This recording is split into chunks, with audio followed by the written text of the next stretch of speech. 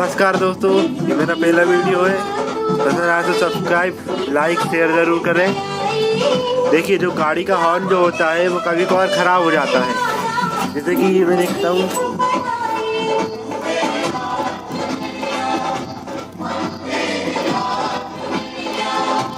ये आवाज़ नहीं आ रहा है।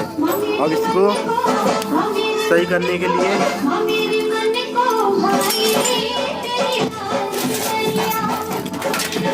देखिए, ये जो नट होता है ये वाला, ये जो नट होता है ये वाला, इसको हम पहले पूरा टाइट कर लेंगे। उसके बाद फिर इसको धीरे ढीला करेंगे, थोड़ा ढीला करेंगे।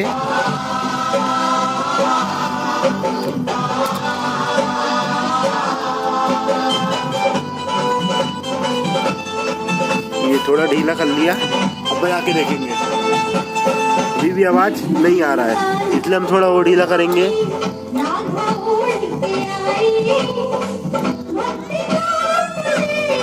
देखते हैं,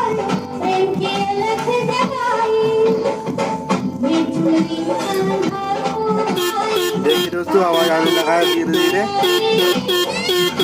अब थोड़ा हम और ढीला करेंगे इसको।